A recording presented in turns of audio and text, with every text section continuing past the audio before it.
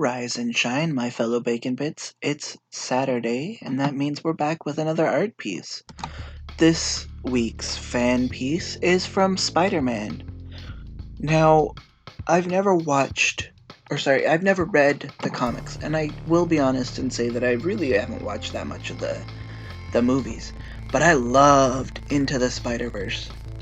And I got to thinking one day, in an infinite multiverse,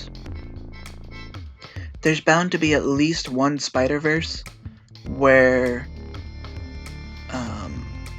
everybody has spider powers, and then one day Peter Parker is bitten by a radioactive spider that makes him lose his spider powers. And so that's what this is. That's what the world of spiders refers to in the title.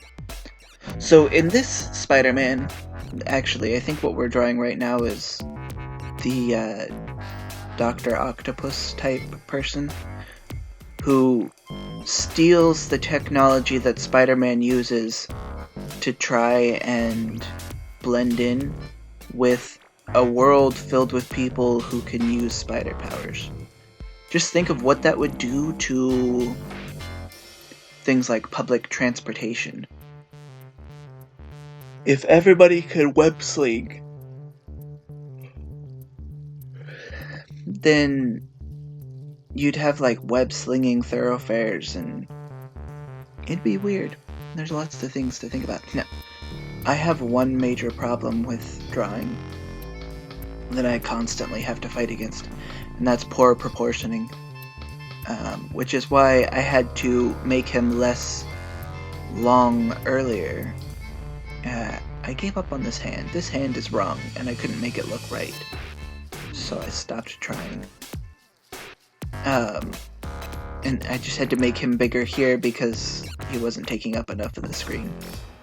But we're gonna start working on the actual spider character here.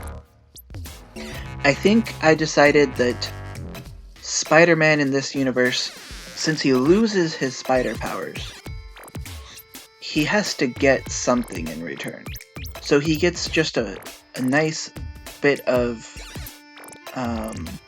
intelligence boost. So he's a little bit smarter than your standard Spider-Man is. And he's constantly working to create technology to make it so he can blend in with a people who can shoot web, sense impending dangers, and what's the other thing?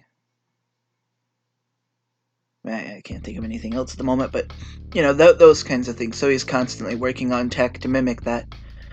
He works as a detective, so I gave him this standard detective trench coat type thing, solving cases with his increased intelligence. And there we go. Fixed his hand.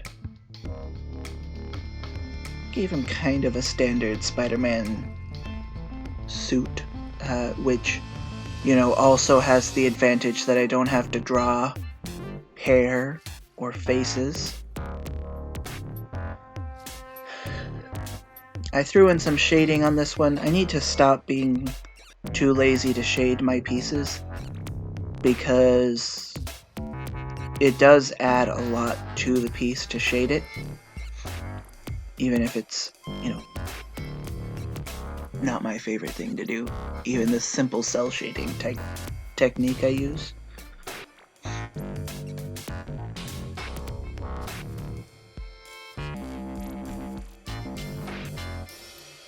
I don't have any. Maybe the Dr. Octopus looking dude is like Dr. Arachnid in this universe. Now, this text up here, you'll notice that it looks exactly like one of the movies. That's because I used a font tool on the internet that could generate it in the Spider-Man font. So it was like,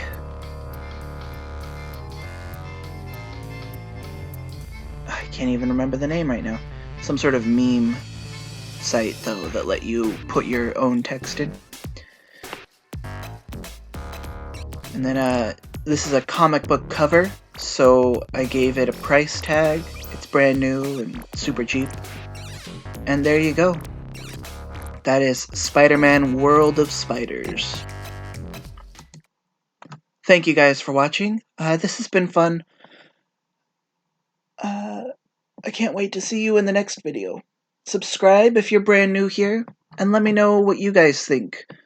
What do you guys think of Spider-Man? Who's your favorite superhero? Have a great day, and goodbye.